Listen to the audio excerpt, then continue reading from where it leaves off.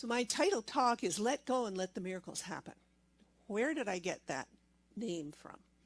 Well, this is November. It's the 11th month.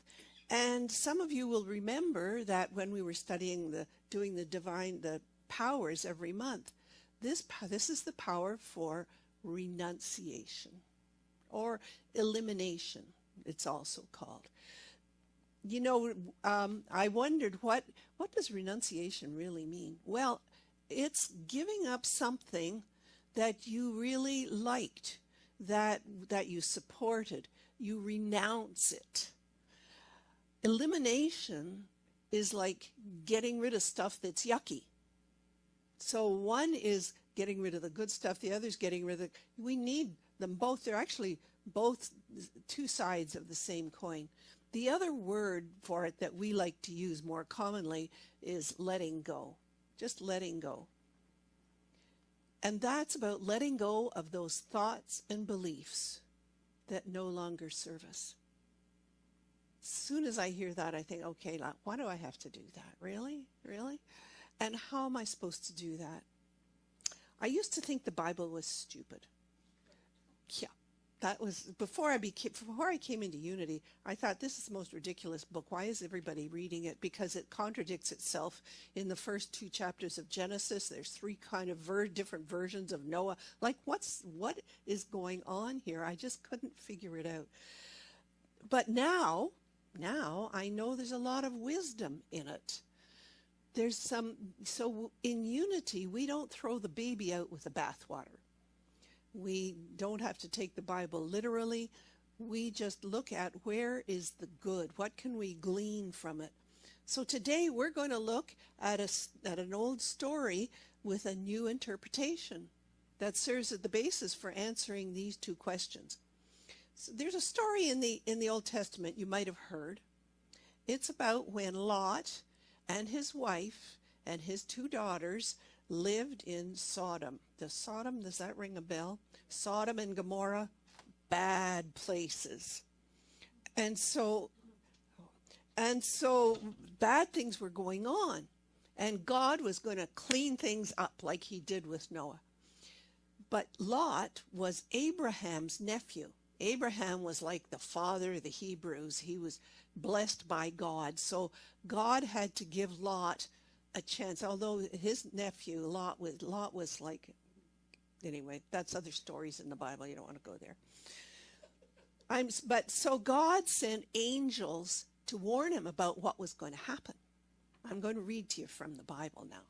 Genesis 19, 4 verses, 15 to 17 and 26. With the coming of dawn, the angels urged Lot, saying, "Hurry, take your wife and your 2 daughters who are here, or you'll be swept away when the city is punished." And when Lot hesitated, like, what?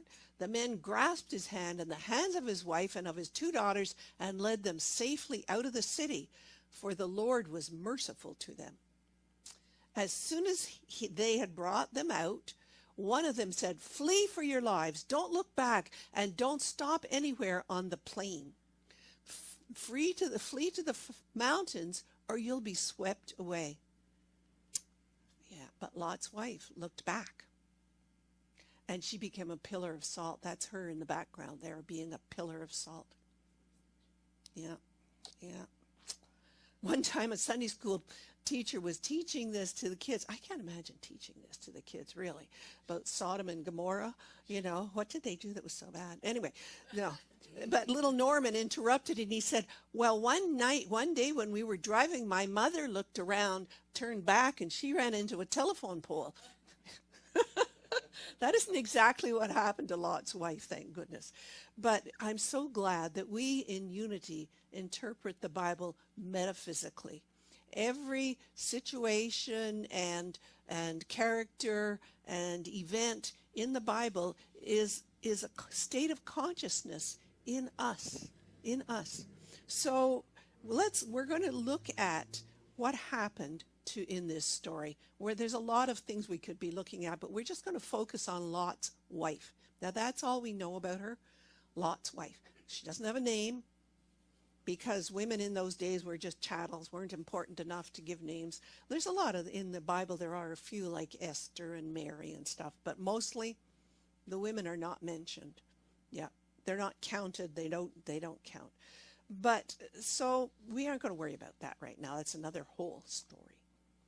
So Lot and his two wives and his wife and his two daughters just escaped with everything they had. And you can just imagine Lot's wife looking back and saying, but look, we had all our pots and pans, we had our big scale TVs, we had our cars and like our microwaves, and like we're leaving. You can see, I don't know if you can see on the picture, it looks like one of the daughters has like a vase of some kind and the other one has like a basket, I don't know. But the angels didn't let them pack a bag. They had to just hightail it out of there. And no wonder she looked back at everything she was leaving, both the good and the bad. And then she was turned into a pillar of salt. Why salt? Well, salt is a preserver. I mean, we use it even now to preserve food, like beef jerky. Everybody uses that, yeah. And she wanted to preserve her life, the life that she knew. Lot's wife wanted to preserve it so badly that she turned into salt. So here's the interesting thing. People like to go around Israel and point out this is where things happened. And so they've decided that this is a picture of Lot's wife. This is a statue of Lot's wife. This is her. Now, mind you, I don't think it was near water, but that's what they say. This is Lot's wife. This story is an extreme example of someone who failed to develop the God-given power of letting go. She simply couldn't let go of her old life. Even under the pressing emergency of the destruction of these two cities, and you could see in the other picture what was going on, flames and water and flood and all this kind of stuff. But she not only did she rob herself of everything mentally and physically, she robbed herself of having a new life, of starting over in a new life. She couldn't do that all over. Now, we know that negative emotions are normal responses to events in our lives that we interpret as bad. And this interpretation is caused by fear. All our negative emotions are caused by fear. It's easy to fall into the pattern that Lot's wife did. But if we're going to develop our spiritual faculties, we must be ready to rise above the fear. The fear won't go away, but we need to rise above it so we can live happy, healthy, and productive lives. So fear has many ways of being expressed. And this one today is the one with holding on and grasping physically and emotionally. We're afraid that we're not going to get something we want, or something that we want or have is going to be taken from us. So we hold on to it tightly. I'm sure there's probably people in this congregation that have had to be separated from their belongings, have downsized. Anybody downsized? I remember. But, you know, before you can get rid of your physical stuff, you have to prepare for it mentally. A few years ago, 18 years ago, I retired from Unity of Mississauga, and I sold my 3-bedroom townhouse in Mississauga and moved into a 19-foot road trek, which is a van conversion, a Chevy Express van, 19 feet. All my belongings, well, I stored some of them, but everything I needed to live was in that van. I had to release, because there was no way to fit those in, 4 bookcases, the tall 6-foot bookcases of books, mostly Unity, and 2 filing cabinets, those legal ones, you know, the sideways ones that are, you know, just filled with classes and stuff and all material stuff about Unity, because, you know, it was not easy. I kept thinking, oh no, I need this, I need this. But the thing is, it's not just our physical stuff that has to be released on a negative basis, is it? On a regular basis. No. The channels of our mind must be opened. by releasing old, outworn, negative thoughts and feelings about ourselves, others, past situations, because we have to make room for new, positive ones. It's like, and whoops, I've skipped a slide. How do I go back? So Charles Fillmore, Unity co-founder, said, it was the right slide, it's just as necessary that one should learn to let go. And of course, one means us, that we should learn to let go of thoughts, conditions, and substances in consciousness, body, and affairs when they have served their purpose and one no longer needs them. As it is that we should lay hold of new ideas and new substances to meet our daily requirements. Therefore, it's very necessary that the eliminative faculty be quickened in one, and a right balance between receiving and giving, laying hold and letting go be established. Is that not a mouthful? So I think the point of it is that the eliminative faculty, that's our power of elimination, be quickened. And quickening is when the baby is quickened, you actually feel its heartbeat. You can feel it, its movement in you. So it has to be birthed up. It has to get to that stage where it's like, phew.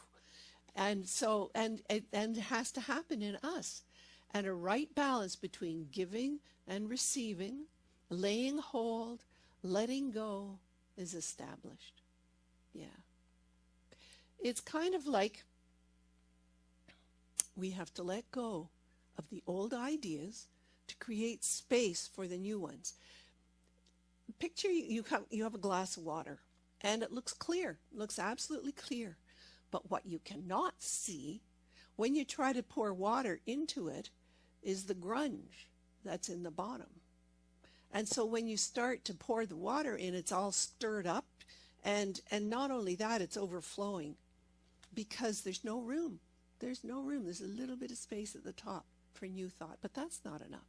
We have to take the glass, we have to dump it out using our power of elimination, and then we can fill it up with clear, fresh water. Isn't that great? I like that analogy. So the thing is, we have to scour out the old thoughts and conditions and beliefs that we've had that are giving us cloudy minds.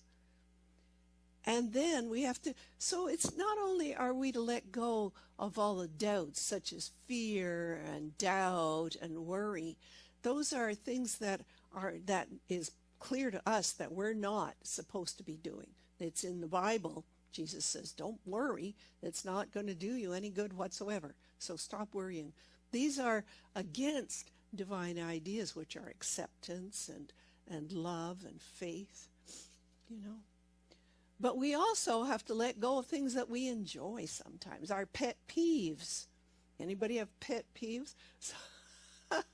I was walking with my daughter yesterday, and we were walking past a school near her place, and she says, look at that sign. They have closed the elementary school. They are renovating it inside and out. It has nothing on the outside except the styrofoam stuff. They've ripped it all off, and on the sign it says, have a good summer. We'll see you on September 3rd. Karen says, that sign gets me every time. I said, why didn't you call the school board and tell them? But it's just funny. But we have to let go of pet peeves. People won't do what we want them to. How about long-time grudges? Oh, yeah, long-time grudges. Things that you have held on forever. I will never forgive that person. Yeah. And deep angers. We have to let go of these. And resentments. Oh, resentments. There's a saying in the AA Big Book, resentments are the number one offenders of addicted people. The number one offender. That will keep us in our disease more than anything else, a resentment that we will not let go of. And we feel justified in having it. You should see what she did to me. That is not going to help. We need to let go of this stuff. But the interesting thing is, it's not just the negative things that we need to let go of, is it? A lot of that stuff that Lot's wife has were good stuff. And she had to let go it too. We have to, have we been thinking wistfully of the good old days? Thinking about how things used to be. That's what Lot's wife was trying to hold on to, wasn't it? The good days. Maybe we had a wonderful time in the past that we remember. Yeah, some good days. Yeah.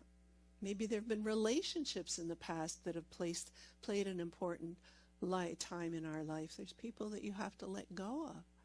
They're no longer here, or you've moved, or things have changed. And it's good to give thanks for the good times and the opportunities that we've enjoyed. But if by looking back we miss the present, then we have to let go of those too.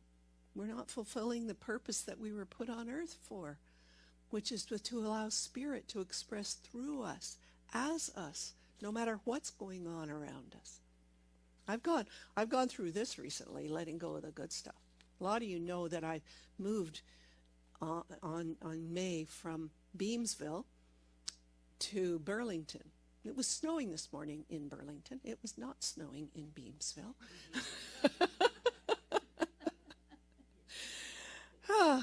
I was very happy in Beamsville in a mobile home park with Gracie, and I had a little doggy run for her, and I had established friends and routines there. I was playing duplicate bridge. I had now a doctor, because I'd moved from Calgary. So I had now had a doctor, I had a cardiologist, I had a dermatologist, I had a dental hygienist, I had a hairdresser, all these things that we need to establish when we move somewhere. Oh yeah, I liked going down to Niagara-on-the-Lake. It was like 20 minutes away, and going to Balls Falls with Gracie. That was so wonderful. I just had great time. But my daughter was not happy.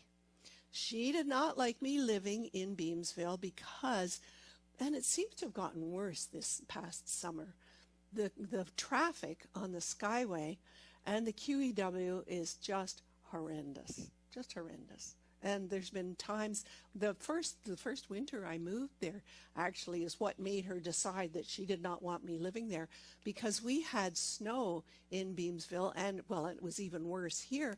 They couldn't get to me, and the power went off, and I'm in a mobile home, and she says, "Mom, it's going to get cold in there." Anyway, we figured something out, and the power came back on, but it was her panic at not being able to get to me that really got her talking about, "Mom, you got to..."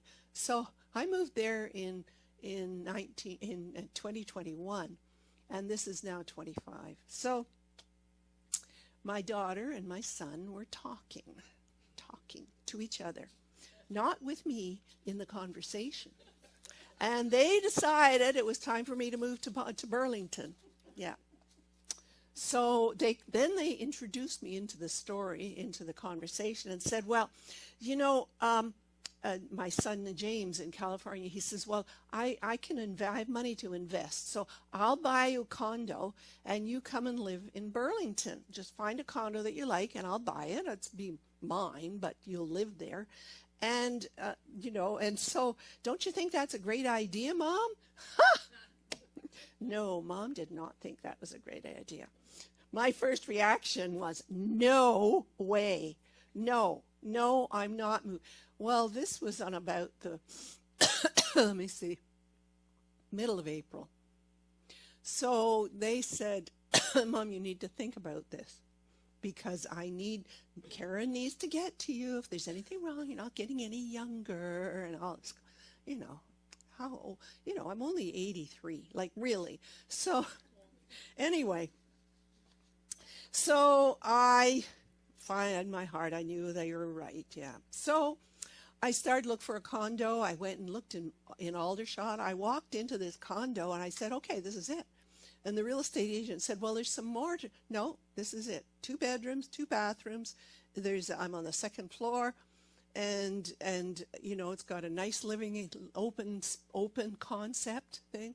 So it's beautiful. It is beautiful. But I thought, so I put my mobile home up for sale. It's still for sale, by the way, but it will sell. And then I moved, I packed up, so I had to stage the mobile home, pack all my stuff, and move and arrange for all the buying of the home, because my son was in California. And so I moved on May 24th. So this happened in less than a month that I did all of this stuff. Now, thank goodness the angel let me bring my stuff with me. I'm really grateful. I did get rid of a whole lot of stuff, though. I had a bookcase, but I think I must have had some overflowing books somewhere, because I got rid of about 4 or 5 boxes of books. Now I have space in my bookcase. I have never had space in a bookcase before. How many people have space? Don't you have books stuck behind other books and in front and on top and shoved on top? Yeah.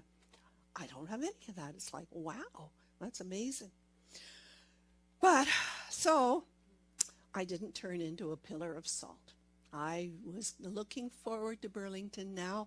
Things have, you know, in a short period of time, I've got a doctor, a cardiologist, a dermatologist, the AFib clinic, I've got a hairdresser, I've got a dental hygiene. You know, it's kind of like, but this has taken time. It's so interesting, so interesting. And it's only because I've let go of that life that I've been able to open myself up to having this new stuff.